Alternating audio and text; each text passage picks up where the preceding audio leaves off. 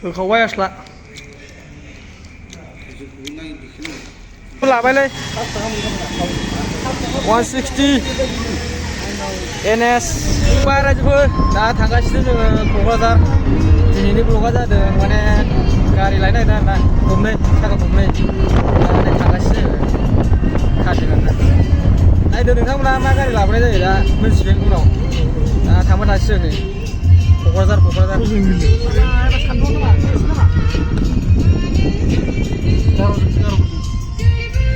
ओइ आवगायबाय जों आवगायबाय नङा बाइक लायनो थांनो नै हिर'फोर दं हिर'आनो आसलसो नै हिर' नङा दे बिलाइ स्पाइडारमेन अमा खर' दं जोंना गारि ड्राइभारा थांगासिनो रायजोफोर दा नुगोन मा बाइक लानाय जायो मोसागाव मोनबाय नै रायजोफोर बेरायनो फै आरो थांगासिनो क'क्राझार आरोना क'क्राझारावसो लायगोन जोङो बाजाज कम्पानि आरोना बाजाज लायगोन माने थांगासिनो बांद्राय गोजान गैला मोनहैसै नै मोसागाव मोनबाय जोंनि लकेल फार्म थांबाय थादो नांलांबाय दा बिगाबो डेन्जार जाबायना दाना आसला गिदिरा आंहाबो दंखायोमोन ना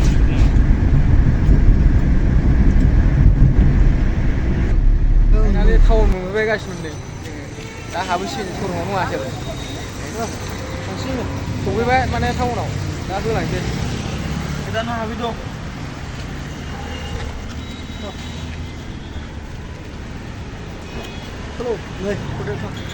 शरुमाव हाबैसै रायजोफोर सफैबाय बाजाज कम्पानि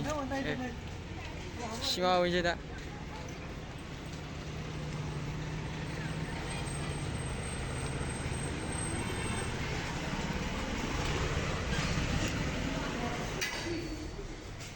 फाइनालि जोङो दायो सिङाव हाबफैबाय नै रायजोफोर ओमफ्राय दा नोंथांमोना नायदो नै मा बाइक दं दा बेवहाय 150 निफ्राय लानानै NS मोनगोन दायो आं बाइकखौहाय फाइनान्सआवसो लागोन लोगोफोर ओमफ्राय दा नै बेवहाय माने लेखा भेरिफिकेसन खालामगासिनो आरोना दा नोंथांमोना नायदो नै दा आङो सिगनेसार होबाय नै ओमफ्राय गारिखौ लानाय जासिगोन आरो NS 160 खौ लानाय जासिगोन आरोना दा आङो सिगनेसार होबाय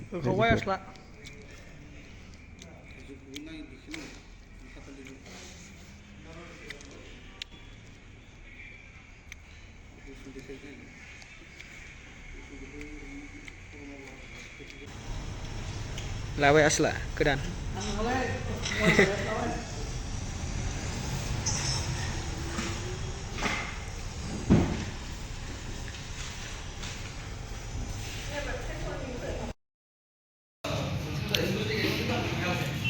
नौलाय सिं